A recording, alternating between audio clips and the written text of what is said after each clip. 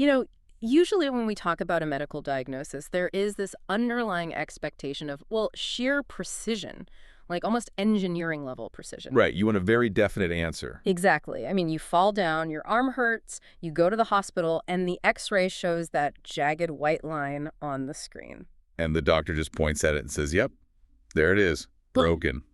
Yeah, it is a very binary experience. It is broken or it's not broken. It's clean, it's undeniable, and honestly, it is comforting. We as humans just really like things to be visible and categorized into neat little Oh, boxes. for sure, we crave that certainty. Right, but then you step into other fields, say like the world of neurodevelopment or complex trauma or chronic autoimmune conditions, and suddenly that x-ray machine is just, well, it's totally useless. Completely, the binary goes right out the window. Yeah. We are looking at a diagnostic landscape that is incredibly murky, it is fluid, it is subjective, and it relies so heavily on the interpretation of the person doing the diagnosing. It's just a lot of pressure. It is. And as I was sitting down reading through our source material for today, I just couldn't help but feel that exact same way about the profession of auditing. That is actually a really great comparison. Right, because we walk into a manufacturing facility or a corporate headquarters with our digital clipboards and our rigorous checklists, and we are expecting everything to be a binary, conforms or does not conform. Like the x-ray. Yes, exactly like the x-ray. But the reality on the ground is just so much more fluid than the standards ever make it seem. It really is the absolute definition of diagnostic muddy waters. You are never just looking at a machine when you audit. No, never. You are looking at, the people operating the machine, the culture that trained them, the supply chain feeding the machine, and the management team funding it. It is an entire ecosystem. It is an ecosystem, Yeah. exactly. So for everyone listening right now, whether you are a seasoned lead auditor, a compliance manager, or, just someone trying to figure out how your company is going to survive its next surveillance visit, pull up a chair. Grab a cup of that famously questionable hotel conference room coffee. Yes, the worst coffee in the world. Grab a cup of that and welcome to the Auditor's Lounge. Today, you and I are sitting down with a highly anticipated document. We were doing a deep dive into the CQI IRCA briefing note for ISO 19011.2026. It is great to be here in the lounge, and you are absolutely right about those murky waters of auditing. It's a lot to navigate. It is. And we are looking at a document today that is fundamentally trying to bring a little more clarity, a little more of that x-ray precision to a profession that is becoming increasingly and honestly, sometimes overwhelmingly complex. Oh, absolutely. This briefing note gives us the definitive preview of the 4th edition of ISO 19011, which is officially dropping in May 2026. May 2026. I mean, it feels like we were talking about the distant future, right? But in the glacial world of international standards development, it is practically tomorrow morning. It really is right around the corner. So our mission today is to go through this briefing note page by page, clause by clause, in its original sequence. We are translating the updates from standard speak into practical, boots-on-the-ground reality for you. Right, breaking it down into what actually matters. Exactly. We are going to follow the natural life cycle of these changes, from the high-level philosophy right down to how it affects the auditor standing on the factory floor. Which is where it really counts. But before we get into the weeds, I think we need to establish exactly what this document is, and perhaps more importantly, what it isn't. Because ISO 19011 isn't something a company hangs on their lobby wall, is it? No, it certainly isn't. And that distinction is just crucial to everything we're going to discuss today. ISO 19011 is not a requirement standard. Right. It's not like ISO 9001. Exactly. It's not like 9001 for quality management or ISO 14001 for environmental management. An organization cannot get certified to ISO 19011. You can't hire a certification body to come in and give you a 1911 badge for your website. So it's not the test. It's the textbook on how to administer the test. That is a brilliant way to frame it. It is the absolute go-to playbook for how management system audits are conducted worldwide. Basically, the instruction manual for the auditors themselves? Precisely. Right. If an organization is certified to 9001 or 4501 for health and safety or 27001 for information security, their internal audit processes, their program structures, the way they grade their findings, the way they train their auditors, well, It is all built on the backbone of 1911. And while the text of this briefing note very humbly calls this upcoming release a, quote, technical revision, unquote, I really have to push back on that framing. You don't buy it. Calling this just a technical revision feels like a massive understatement. When you actually read through the clauses, there are some absolutely fascinating updates hiding in the dry language. Oh, there definitely are. I mean, we are talking about the integration of artificial intelligence into the audit process, the literal impacts of global climate change on audit programming, and a genuine psychological shift in how an auditor is expected to behave. Yeah, a technical revision, well, in ISO parlance at least, simply means the guidance has been reviewed and updated based on current industry practices, rather than a total ground-up rewrite. Okay, so they didn't throw the whole book out. Right, they kept the foundation. But you're right, the ripple effects of these technical updates are going to be felt in every single opening and closing meeting around the globe. It is evolutionary, but, evolution still changes the species. That is very true. Okay, let's get into the actual mechanics of the rollout, because the briefing note drops a bit of a bombshell right in the introduction regarding implementation. That sure does. It establishes that the CQI review is based on the fixed technical content of the final draft, so no more major structural changes. What we're reading about here is exactly what we're getting in May 2026. The ink is basically dry. Exactly. And the immediate action required for auditors, continuous professional development, or CPD, is mandatory to ensure competence against this new standard. But here's the kicker. There is no transition period. It comes into effect immediately upon release. Yes, the zero-day transition. Yeah. The document makes it very, very clear that all management systems auditors must be ready the day the standard is published. Okay, let's unpack this, because I know for a fact that a whole lot of auditors listening to this just felt their blood pressure spike. Oh, undoubtedly. Zero transition time. I have to play devil's advocate here. Normally, when a major standard updates, like think about when ISO 9001 went from the 2008 version to the massive high-level structure change in 2015. That was a huge shift. Right. Organizations were given a generous 3-year transition period. They had 36 months to get their houses in order, update their quality manuals, train their staff, migrate their certificates, all of it. Which they absolutely needed. Exactly. And here, CQI IRCA saying, nope, May 2026 arrives, and you are expected to be fully competent on day one. Isn't that just setting the industry up for a massive wave of incompetence and nonconformities in June of 2026? I can see why it feels that way. It's like when your smartphone pushes a massive operating system update overnight. You wake up, the screen looks completely different, the buttons have moved, the gestures are new. Then you just have to figure out how to call someone. Yeah. You don't get a 3-year grace period to adjust to the new interface. You just have to figure out how to use the new features to send a text message right then and there. I understand the panic. I really do. Yeah. But what's fascinating here is the underlying logic, which goes back directly to what we established a moment ago about the nature of the standard itself. Okay, walk me through it. If we connect this to the bigger picture, you have to remember the fundamental structural difference between a guidance standard and a requirement standard. The textbook versus the test. Exactly. A requirement standard like 9001 dictates what a company must actually do to maintain a certification that affects their supply chain contracts, their customer relationships, and frankly, their bottom line. Right, they're literal business operations. Yes. They absolutely need time to implement those sweeping operational changes without losing their certification and potentially going out of business. But 1911 is guidance on best practices for auditing. Right, but best practices still require new training, new forms, new methodologies. I mean, you can't just flip a switch in a human being's brain. True, but if a new best practice is identified, peer-reviewed, and published by the international community, why would you actively choose to wait 3 years to adopt it? I see where you're going with this. Think back to your medical analogy. If the medical community discovers a safer, more accurate way to read that X-ray you mentioned, we wouldn't want doctors taking a 3-year transition period to start using the safer method. No, we would want them using it on us today. Exactly. We would want them to adopt the better practice immediately. The zero transition mandate is an immediate elevation of the profession's baseline. I hear your logic, but practically speaking, human beings and corporate bureaucracies do not pivot overnight. An auditing body with 2,000 auditors globally can't just mandate a new psychological approach on a Tuesday. Which is exactly why documents like this briefing note exist now, well ahead of the release. The lack of a transition period post-publication means the transition period is happening right now. Oh, wow. Okay, that shifts the perspective. It means we, as auditors and program managers, need to be proactive. We need to be doing the CPD work, digesting these changes, and updating our internal processes before May 2026, so that when the standard officially drops, we are already speaking the new language fluently. Fair enough.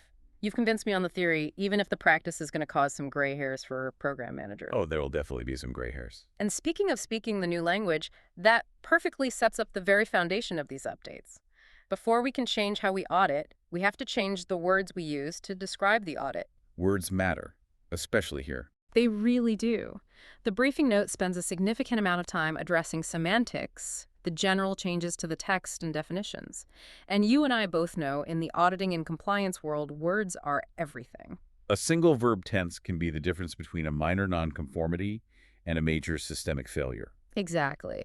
The vocabulary shapes the cognitive approach to the job. So let's look at the wholesale shift they've made regarding the word audit. This is a really interesting one. Throughout the standard, there is a massive shift from the noun audit to the verb auditing.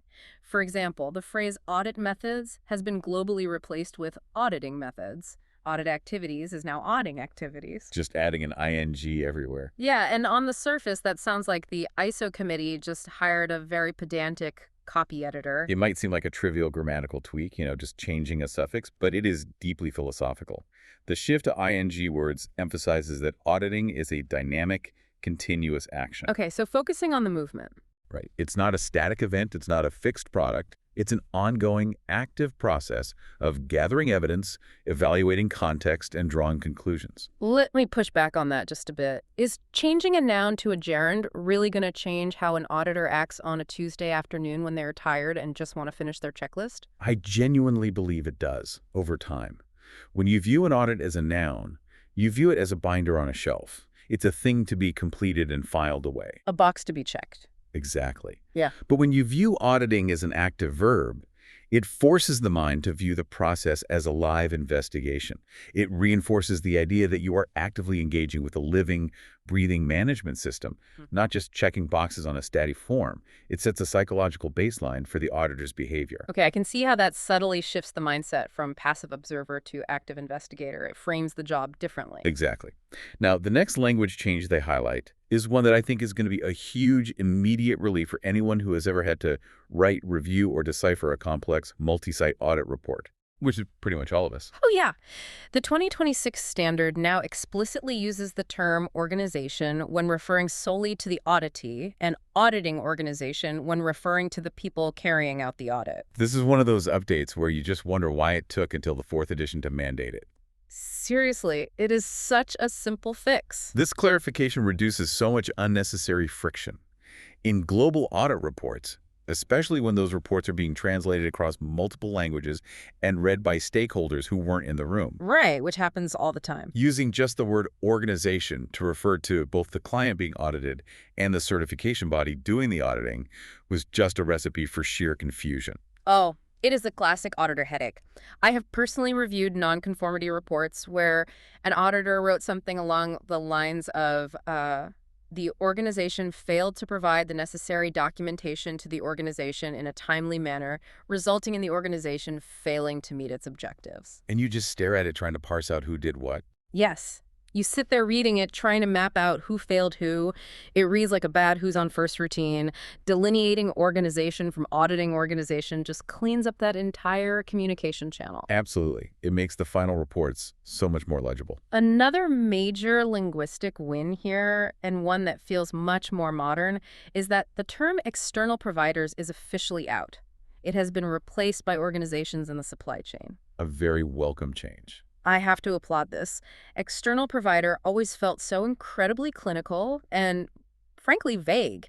If I'm auditing a steel manufacturer, who is their external provider? Right. It could be anyone. Exactly. Is it the company supplying the raw iron ore? Is it the local electricity grid?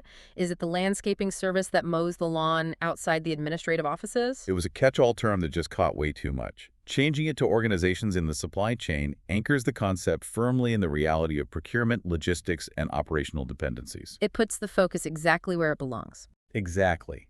It immediately focuses the auditor's mind on the entities that directly impact the auditee's ability to deliver their product or service, not the guy mowing the lawn. It's just plain English. If you walk onto a manufacturing floor and ask the shift supervisor about their external providers, you'll get a blank stare.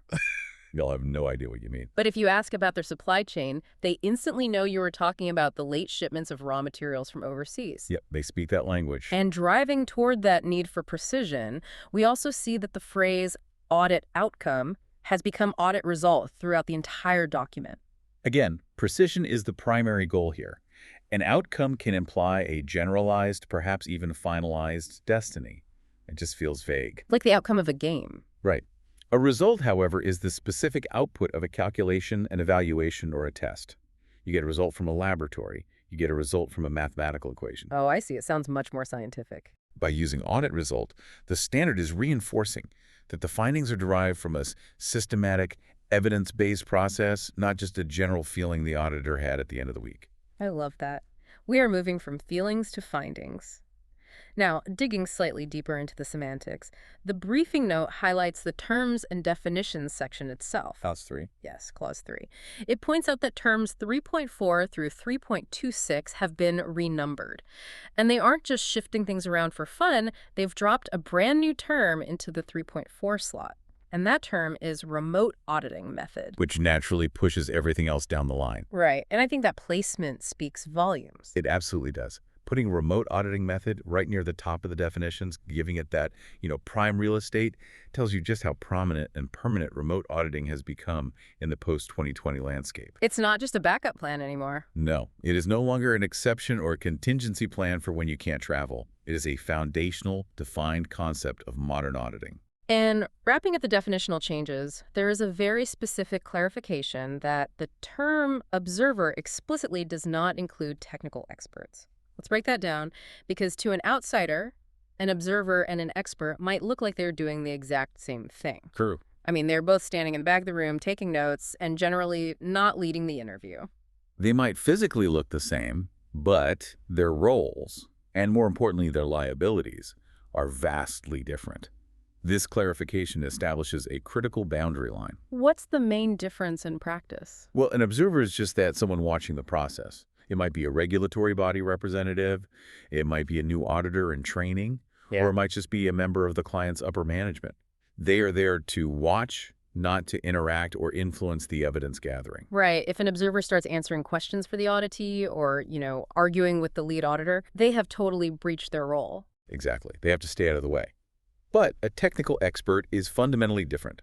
They are brought in to provide specific, highly specialized knowledge to the audit team. Okay, give me an example. Say you are auditing a nuclear facility. Your lead auditor might know ISO19011 inside and out, backwards and forwards, but they don't know the physics of a reactor core. Hopefully not, or they're in the wrong job. Right. The technical expert is there to evaluate the technical reality of the evidence being presented. They are actively contributing to the audit's intellectual capital and that final audit result, even if the lead auditor is the one officially asking the questions. Okay, so they are actively part of the assessment. Yes. Blurring the lines between an observer and an expert creates massive issues regarding confidentiality, influence, and the validity of the findings. The 2026 standard is cementing a firewall between those two roles. Word-shaped principles. The way we define these roles and actions directly dictates how we execute the philosophy of the profession. And that logical evolution brings us right to the next major area of the document, the principles of audit. This is where we move from vocabulary to philosophy. Exactly. Now, in the previous edition, the principles of auditing were essentially just a list. It was a single clause, Clause 4, with bullet points running from A to G. Integrity, fair presentation, due professional care. Confidentiality, independence, evidence-based approach, and risk-based approach. Just a list. Now, in the 2026 edition, they've reformatted this entirely. There's a general introductory section, and then each of those 7 principles gets its own dedicated numbered subclause. The briefing note is careful to emphasize that the substantive, underlying meaning of each principle remains essentially the same. But structurally, giving them their own subclauses elevates their importance visually and cognitively. They stand out more. Right. They are no longer just a quick checklist of nice ideas you skim past. They are the foundational pillars of the entire document. And within those pillars, the committee has made some very targeted, highly impactful updates. Let's dive into the one that I think is going to cause the most friction for smaller organizations, the independence principle. Oh, yes, this is a big one. Previously, the standard stated that for internal audits, auditors should be independent of the function being audited. And then it included this very convenient little phrase, if practicable. The infamous if practicable loophole. That's exactly what it was, a loophole. And in the 2026 edition, that caveat, if practicable, is entirely gone. It has been deleted. Wiped out. Instead, the standard now issues a strict, uncompromising reminder that in situations where true independence is not possible, quote, every effort should be made to remove bias and encourage objectivity, unquote. That is a much higher bar. It is. And let's pause here, because I have to push back on this idea that you can just legislate away bias by deleting a phrase. Let's look at the reality of a small business. Okay, paint me a picture. Imagine a custom machining shop. They have 5 employees. The owner handles sales, Bob runs the CNC machines, Sarah does shipping, and Dave is the quality manager who also handles procurement. Good old Dave. Right. And Dave is the only person in the building who understands the ISO 9001 standard enough to conduct the internal audit. This is a very, very common scenario in small business. Extremely common. So Dave has to audit his own procurement processes. He cannot be independent. It's just him. In the past, the company would just write in their manual, well, due to the size of the organization, it is not practicable for the internal auditor to be fully independent. And the external auditor would read that, sigh, check the box, and move on. Exactly. Now, the standard demands every effort to remove bias. How does Dave, a human being with an ego and a desire to not get in trouble with his boss, practically remove bias when evaluating his own work? I mean, you can't just split Dave in half. You're right, you can't split Dave in half, and the ISO committee knows that. The removal of it practicable isn't a demand for the impossible, it's a demand for accountability. How so? The problem with if practicable was that it was used as an intellectual escape hatch. Companies used it to shrug their shoulders and do absolutely nothing to mitigate the conflict of interest. Right, but they just gave up. By removing it, the standard is forcing structural creativity. It acknowledges reality. Yes, sometimes Dave has to audit Dave, but Dave can no longer do it in a vacuum. He has to actively demonstrate how he mitigated his own inherent bias. Okay, so what does that actually look like on the shop floor? How do we prove every effort was made? It looks like implementing systemic checks and balances. For instance, perhaps Dave conducts the audit of the procurement department, but the organization implements a peer review system. Oh, I see. Before Dave's internal audit report is finalized, Sarah from shipping, who relies on Dave's procured materials but doesn't buy them herself, must review the findings, look at the evidence Dave collected, and sign off on the report to confirm it seems objective. So she acts as a reality check. Exactly. Or perhaps it means utilizing a highly rigid, quantitatively scored checklist for that specific department. If Dave is auditing his own desk, he isn't allowed to use open-ended, subjective questions. He can't just write, everything looks good. Right. The checklist dictates, did vendor X provide certification Y, yes or no? It removes the room for subjective interpretation. The goal is to create a documented audit trail, showing that the company didn't just accept the bias, they built guardrails against it. I really like that framing. It's not about achieving perfect, pristine independence. It's about proving you built the guardrails. You have to document the effort. Precisely. Show your work. Now, the other major update in the principles section concerns the risk-based approach. The text now explicitly recognizes that the risk-based approach doesn't just influence the planning, conducting, and reporting of individual isolated audits. No, it goes much broader now. It mandates that a risk-based approach must also be applied upstream to the planning and implementation of the entire audit program. This is a profound structural shift. For anyone listening who might be transitioning into a program management role, it's vital to remember the distinction here. Yeah, let's clarify that. An audit is the individual event. It's the 2 days you spend at the machining shop. The audit program is the overarching macro-level schedule, strategy, and resourcing of all audits over a year or a 3-year cycle. So it's the big picture versus the single snapshot? Exactly. Moving the risk-based approach up to the program level forces lead auditors and program managers to look at the global macro environment before they even think about scheduling a single opening meeting. It's moving from tactical execution to strategic design.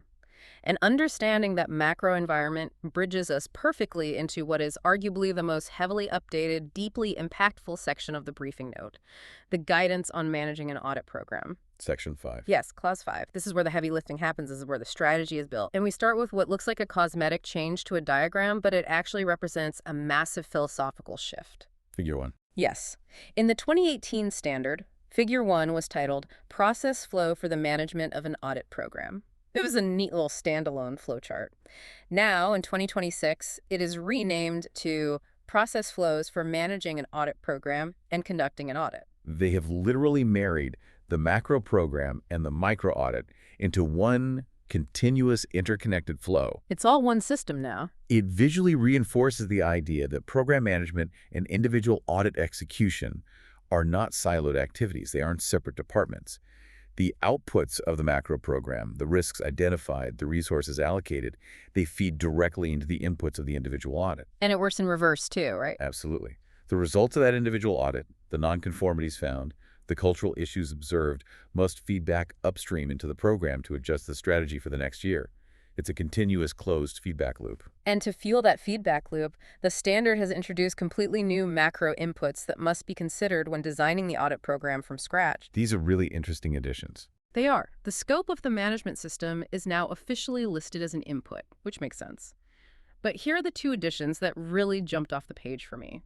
When designing the program, the manager must now consider whether climate change is a relevant issue for the auditee, and they must consider the auditee's application of technology and digital tools. Those are two massive macro trends. Let's tackle climate change first, because I can hear the collective groan of 1,000 auditors right now thinking this is just ISO injecting environmental virtue signaling into a guidance document. I know, that's the immediate reaction a lot of people have. I mean, how on earth does a program manager factor global climate change into an audit schedule for a corporate accounting firm or, a regional logistics company? That reaction is exactly why we need to unpack this carefully. Because it is not about environmental virtue signaling, and it is not about auditing a company's carbon footprint. Unless they are certified to 14,001. Right. Yes, unless they are specifically being audited to ISO 14001 for environmental management or 5001 for energy.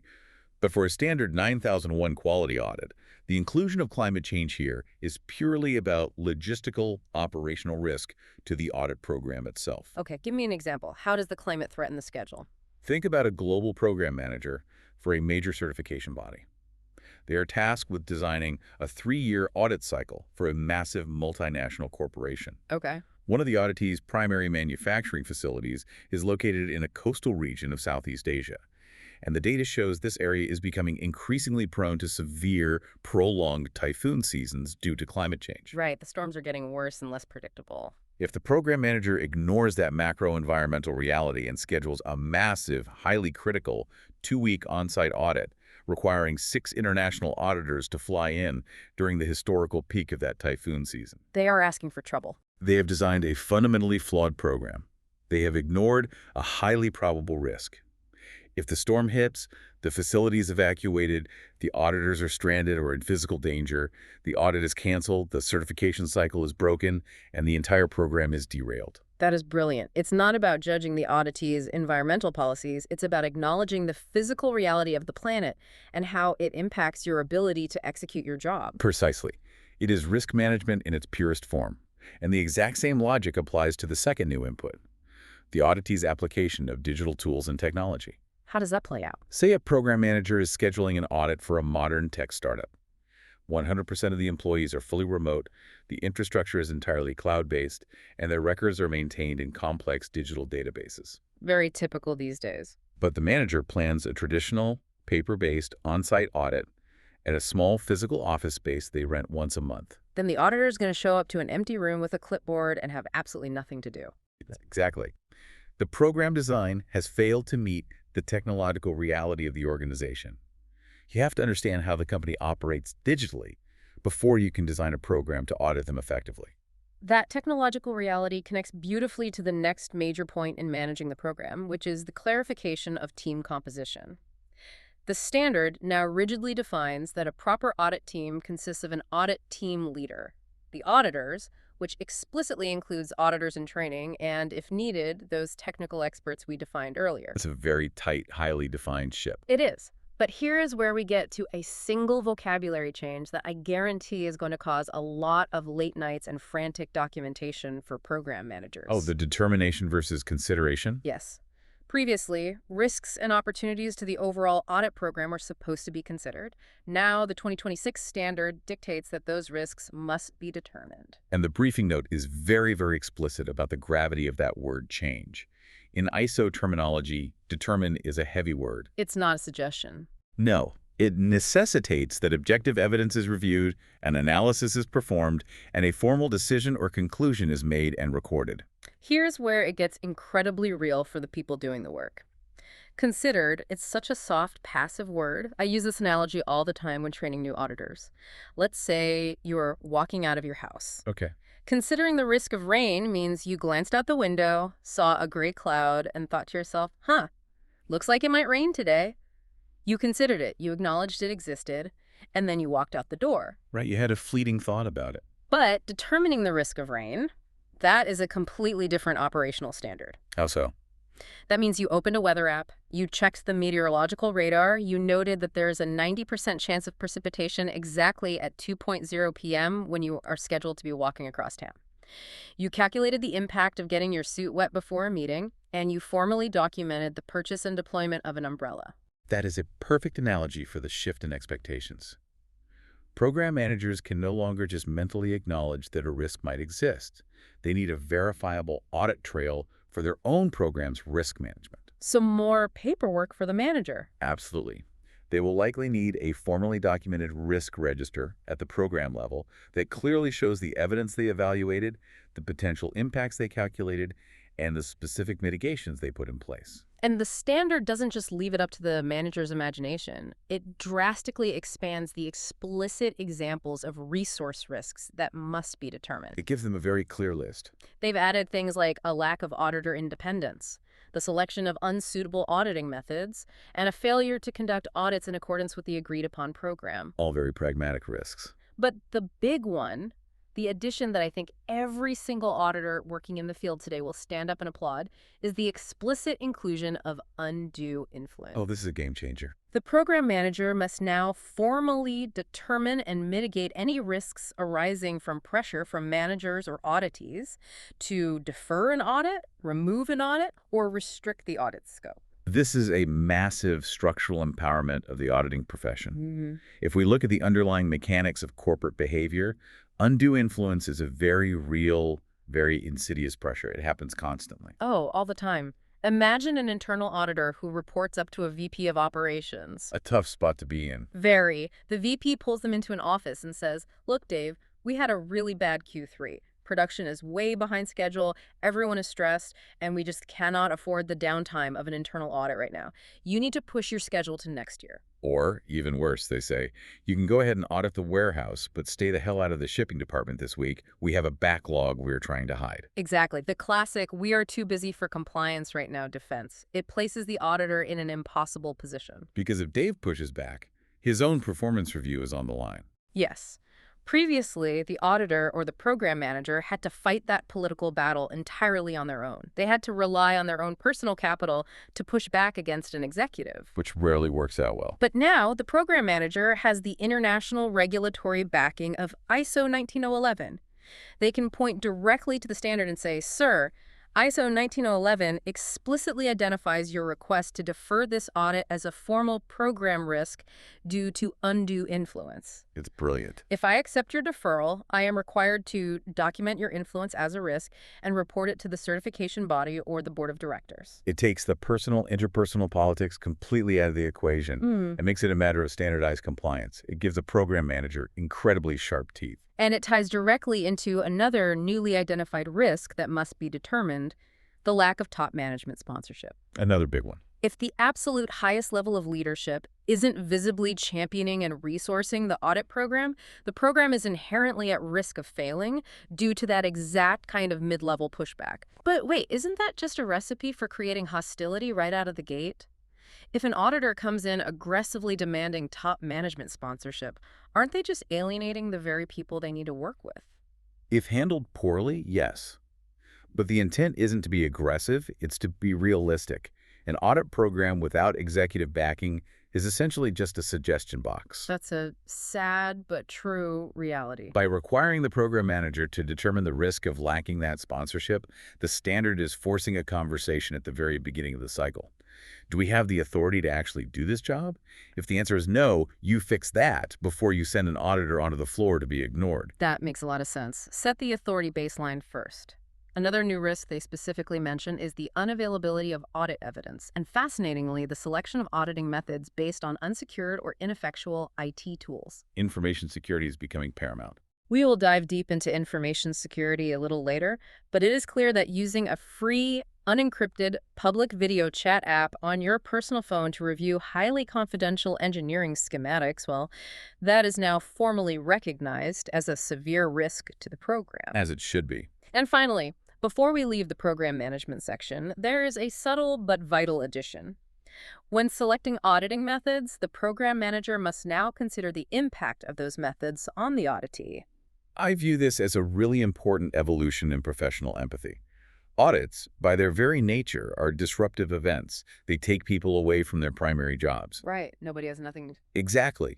If you demand a massive multi-day on-site presence, pulling 5 key managers into a conference room during the auditee's busiest production week of the fiscal year, the impact of your chosen method is disproportionately, aggressively negative. You are actively hurting the business. Yes. The standard is essentially asking us to be mindful guests in someone else's house. Can a heavy desktop review of documented information be done completely off-site the week prior to minimize the time we spend interrupting their day? Or can a remote interview effectively replace a physical walkthrough for certain administrative or HR processes? Right. It's treating the auditee as an operational partner in the process, not as an adversary who must submit to your schedule regardless of the cost. So, with the program meticulously designed, the massive macro risks formally determined and mitigated, and our methods carefully selected to minimize disruption, the theory is complete. We are ready to move to the execution. The fun part. That brings us to the section of the briefing note dealing with Clause 6, conducting the audit. Clause 6 is where the theoretical planning meets the physical reality of the facility. And the very first update noted here is a crucial refinement of why we do a desktop documented information review prior to the physical audit. Edition 4 clarifies that this isn't just about reading the client's quality manual to learn their processes, right? Right. It is explicitly mandated to determine the inherent risks associated with the organization, as well as the risks that conducting the audit poses to the auditing organization itself. It's a reconnaissance mission. You aren't just reading their safety manual to see if they conform to the standard. You are reading it to find the weak spots, but also to look for things that might put your own team in physical or legal danger. Exactly. If their manual mentions a highly volatile chemical process in Building 4, you are identifying a physical safety risk to your auditors before they ever step out of their cars. Moving deeper into the execution, we hit a brand new subclause, 6.3.2.1, that sets out specific risk considerations and requires active coordination during joint audit. Oh, this was so necessary. For the listeners who haven't experienced this particular joy, a joint audit is when 2 or more auditing organizations cooperate to audit a single auditee at the exact same time. And I have to say, this guidance is so desperately overdue. It really is. Let me paint a picture of a hypothetical horror story for you. Imagine a large manufacturing facility that produces precision components. Some of their components go into medical devices, so they need ISO13485 certification. Okay. Other components go into commercial aircraft, so they need AS9100 certification. In a stroke of scheduling genius, they have certification body A on-site for the medical standard and certification body B on-site for the aerospace standard during the exact same week. It is a recipe for absolute, unmitigated chaos. Chaos doesn't even begin to cover it. Certification Body A is aggressively interviewing the quality manager in Conference Room 1 about trace materials. Meanwhile, Certification Body B is demanding that the exact same quality manager walk them through the calibration lab immediately. They are essentially fighting over the same resources. Yes, they are tripping over each other on the floor, they are asking the exact same fundamental questions about management review, and they are completely exhausting the auditee who is really just trying to survive the week. This new clause essentially mandates that if you are conducting a joint audit, the separate auditing organizations have to actually talk to each other beforehand. What a novel concept. Right. They must coordinate their audit plans, share the interview schedules, and potentially even share the burden of evidence gathering to ensure they achieve all the overall audit objectives without destroying the auditee's sanity or operational capacity. It is about enforcing professional courtesy and operational efficiency. The standard is stepping in to formalize what should be common sense, but often gets lost in the competitive nature of certification bodies. Very true. Similarly, in the vein of communication, Clause 6 now explicitly states that audit plans should be presented to the audit client and the auditee. Let's clarify that distinction for a second. Yeah, aren't the client and the auditee usually the same people? Not always. In a corporate structure, the client is the entity requesting and paying for the audit, perhaps the corporate headquarters in New York. Okay, the people writing the check. Right. The auditee is the actual facility being audited, say a manufacturing plant in Ohio. Historically, the audit plan was often just emailed to the client who signed the contract. And the poor auditee. Exactly. The people actually doing the work on the floor in Ohio wouldn't know the specific schedule until the auditor tapped them on the shoulder at 8 a.m. Which is terrifying. Mandating that the plan goes to both ensures operational transparency. The people being audited have a right to know the schedule. Speaking of rights and transparency, the briefing note details new, highly structured rules for escalation during the audit itself. When things go wrong. Yeah, if significant unexpected risks are identified while on site, or if it becomes abundantly clear that the audit objectives simply cannot be achieved, say, their entire server network crashed that morning and there is literally zero digital evidence available to review. That happens more often than you'd think. I bet. The auditor cannot just silently pack up and leave, nor can they blindly trudge forward auditing nothing. This situation must be communicated immediately to the client and the auditee, but it must also be officially escalated back to the individual managing the audit program. You hit the emergency stop button on the floor and you call mission control. Exactly. It ensures that the strategic level, the program manager, is immediately aware when the tactical level, the audit, has failed, because that failure directly impacts the overall program risks we discussed earlier. And when the audit is progressing normally and you're communicating the actual results, the standard now requires that the specific criteria used by the auditing organization to grade nonconformities must be defined and communicated clearly to the auditee. Yes. This is huge for the auditee's peace of mind. You can't just hand a facility manager a report that boldly says major nonconformity without explaining the mathematical, logical, or systemic threshold that pushed it from a minor issue to a major failure. It removes the mystery. Is it major because it's a repeat finding? Is it major because it directly impacts product safety? The auditee deserves to understand the scoring rubric being used against them. Absolutely. But here, right at the very end of the updates for Clause 6, is the rule that I genuinely think will cause the most friction in bad auditing organizations and provide the most relief for auditees everywhere. I know exactly what you are talking about. There is a strict, uncompromising reminder that any nonconformities that have not been presented and actively discussed during the audit or during the formal closing meeting should not be included in the final audit report. This is a crucial ethical boundary being drawn in the sand. Yeah. It puts an absolute definitive end to what the industry often refers to as phantom findings. Phantom findings are the absolute worst aspect of audit culture. For anyone who hasn't experienced this, it goes like this. You have the closing meeting on a Friday afternoon. Everyone is exhausted. You shake hands. The lead auditor looks at the team and says, "Looks like you have 3 minor nonconformities. Great job. Overall, a very healthy system." And the auditee breathes a sigh of relief and goes home for the weekend. And then 3 weeks later, the final official bound report arrives in the mail from the certification body. The auditee opens it up, and suddenly there are 5 minor nonconformities and a major. Where did they come from? It's a complete betrayal of trust. It really is. It means one of 2 things happened. Either the auditor found something later while sitting in a hotel room reviewing their messy notes and didn't have the professional courage to call the auditee to discuss it, or, and this is worse, the auditor was pressured by their own internal technical reviewer back at headquarters to inflate the findings to justify the time spent on site. Both scenarios are totally unacceptable. Completely. This new rule enforces absolute transparency and professionalism. It demands that the auditor stands firmly behind their findings in the room, face-to-face with the auditee, while the evidence is fresh. No more hiding behind a printed report weeks later. If it wasn't discussed in the closing meeting, if the auditee wasn't given the opportunity to understand in real time, It does not exist in the final report, period. It forces the auditor to be incredibly thorough, organized, and courageous in their preparation for that closing meeting. It's about owning your work. And to execute these flawless closing meetings, to coordinate those chaotic joint audits seamlessly, and to navigate the incredibly complex, technology-driven risk landscapes we've spent the last half hour discussing, you need the right human beings. You do. You need auditors who are operating at the absolute peak of a rapidly evolving profession. And that leads us directly into the changes regarding the auditors themselves.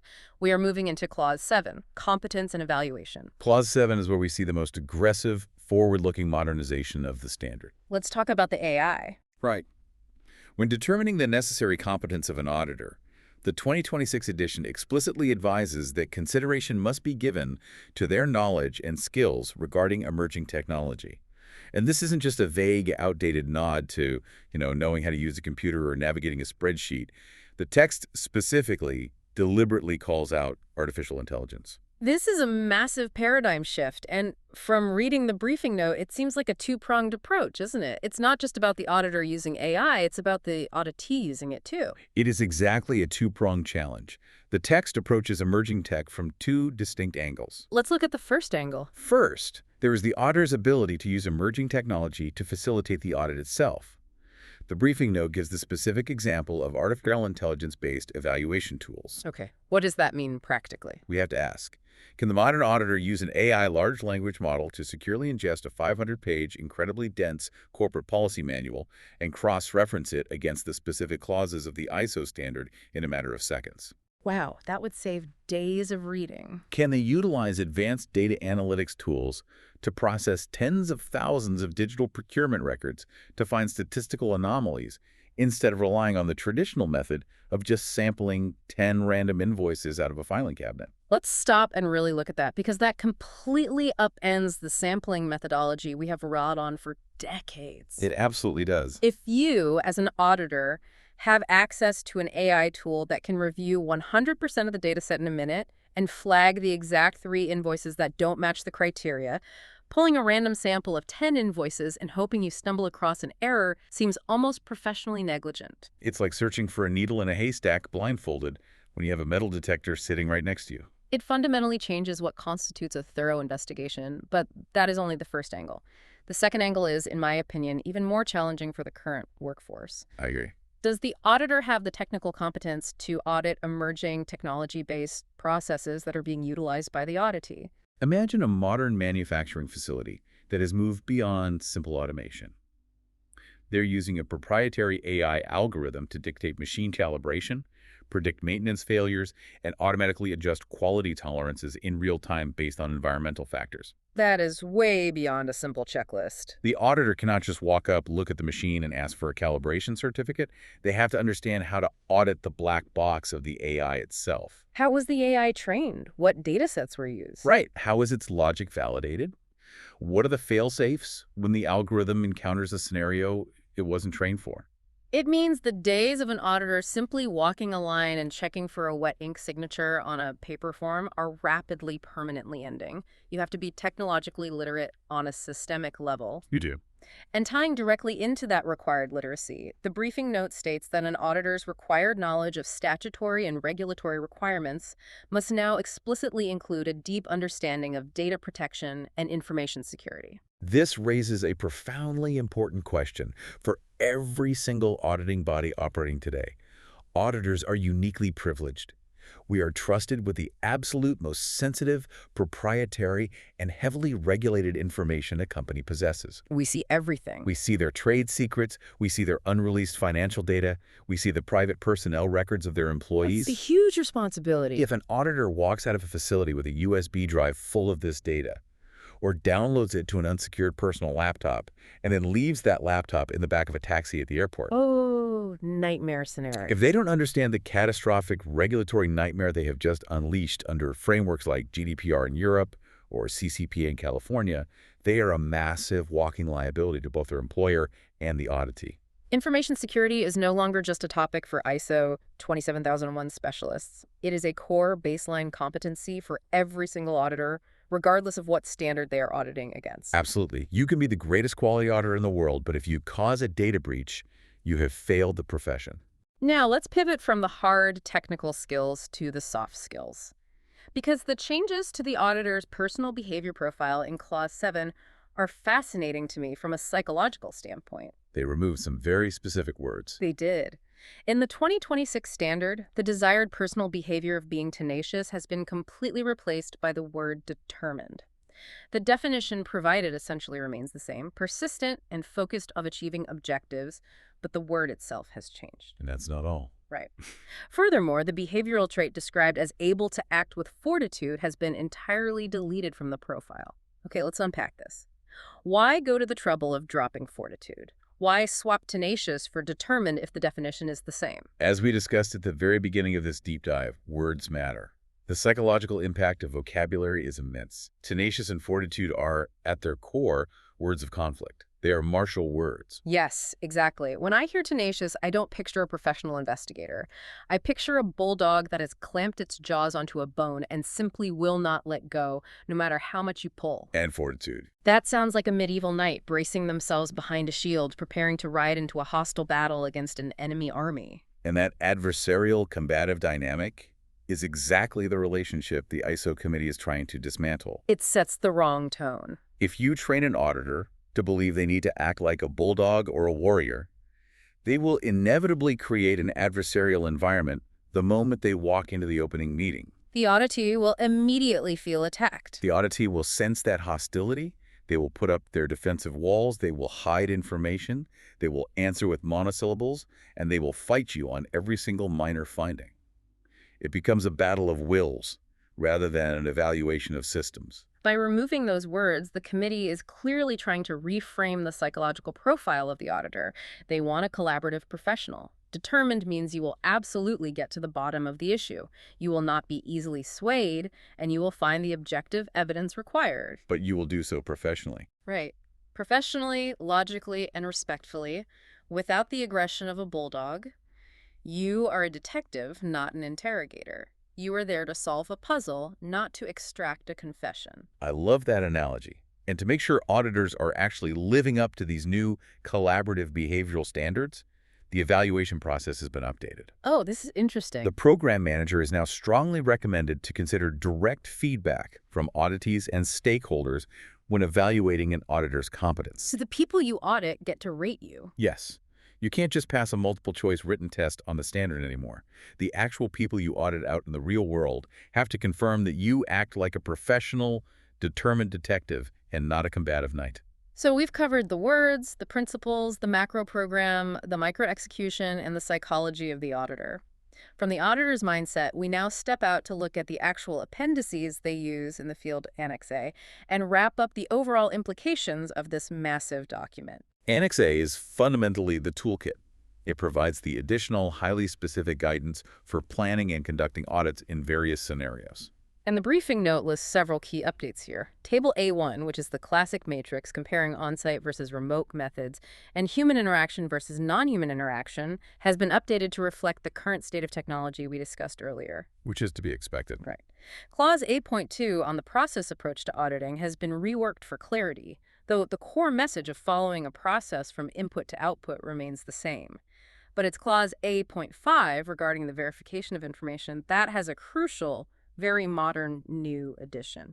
Yes, 8.5 now includes specific text relating to the disposal of information and audit evidence once the need to retain it has passed. This dovetails perfectly with what we just debated regarding data protection and GDPR in Clause 7. It really does. In our modern, highly regulated world, an auditing organization or a freelance auditor holding on to an auditee's sensitive manufacturing schematics, or an Excel file full of personnel records indefinitely, simply because it's sitting forgotten on a hard drive or in a physical filing cabinet somewhere, that is a ticking time bomb. It's an unacceptable risk. The standard now explicitly requires you to clean up your digital and physical footprint when the audit lifecycle is closed.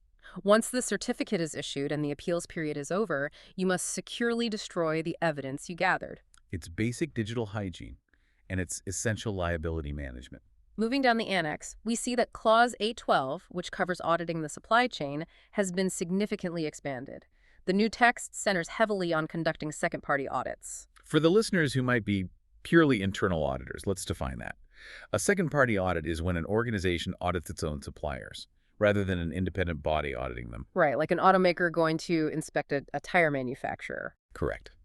And as global supply chains become exponentially more complex, more fragile, and subject to intense public scrutiny regarding ethical sourcing and environmental impact, organizations are relying heavily on robust second-party audits to ensure their suppliers aren't exposing them to massive reputational or operational risks. This expanded guidance will be a vital, heavily utilized resource for supply chain and procurement auditors moving forward. Undoubtedly.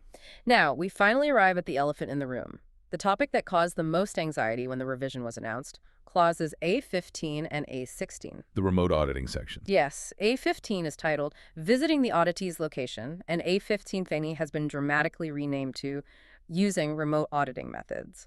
The briefing note itself admits that this section arguably represents the most significant of all the physical changes incorporated into the 2026 edition. Reading the summary is quite intense. It says text has been moved back and forth between the two clauses, bullet points have been completely reordered, relocated, renumbered, heavily modified, and new text introduced from the TS-16012 specification.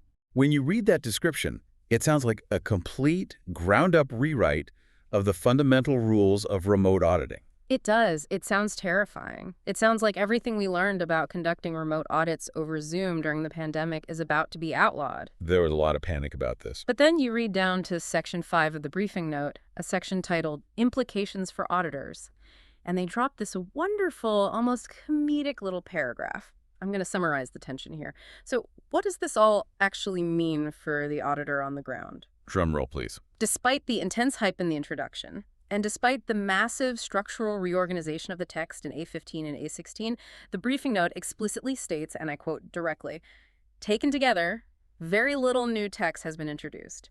There is, therefore, little for auditors to be concerned with despite what initially appears to be significant changes."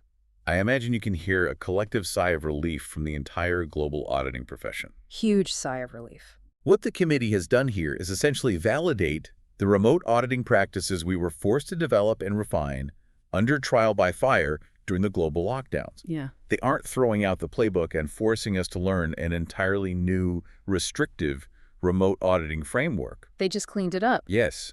They have simply taken the somewhat scattered guidance from the 2018 edition, combined it with the specialized TS19012 guidelines, and organized it into a much more logical, formal, and mature structure. Thank goodness for that. It's reorganization, not revolution. Exactly. The very last change noted in Annex A is in A18, which deals with audit findings.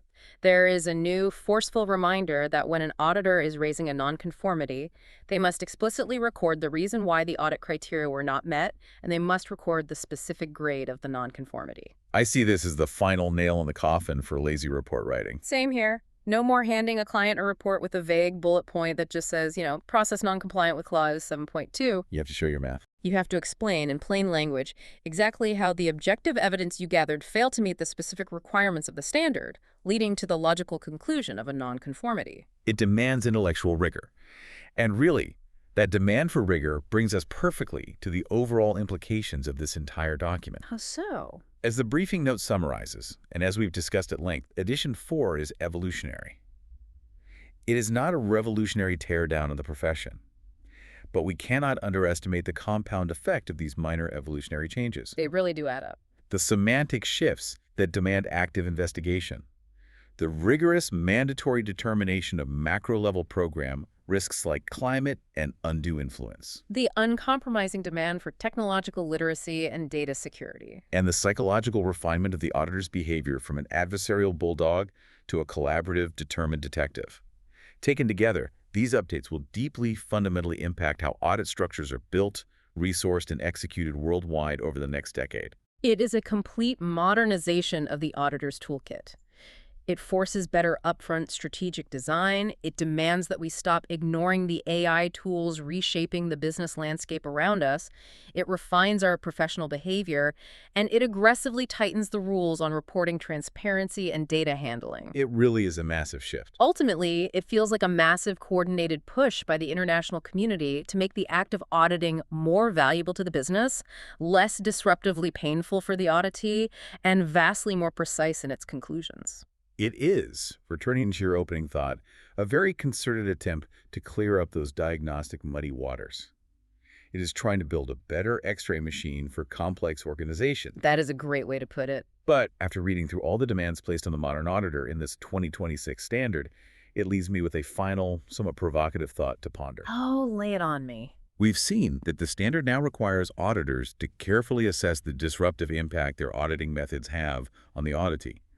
At the same time, it is aggressively pushing auditors to understand and embrace incredibly powerful AI-based evaluation tools. Right, the two-pronged approach. As these AI tools become exponentially more capable, as they gain the ability to silently, continuously monitor an organization's data streams, verify compliance in real time without ever interrupting a human worker, and auto-generate conformity reports, will we inevitably reach a point where the absolute least disruptive, most efficient auditing method is entirely automated? Wow, that is a heavy thought. And if we reach that point, if the algorithm takes over the heavy lifting of evidence gathering, how does the human auditor ensure they aren't losing the vital, unquantifiable context? How do we evaluate the nuance of corporate culture, the intent behind a mistake, or the genuine leadership of a management team? Things that only a human conversation sitting across a table in a conference room can truly provide. That right there is the million-dollar question for the next decade of the compliance profession. We are undeniably moving from the era of the clipboard to the era of the algorithm.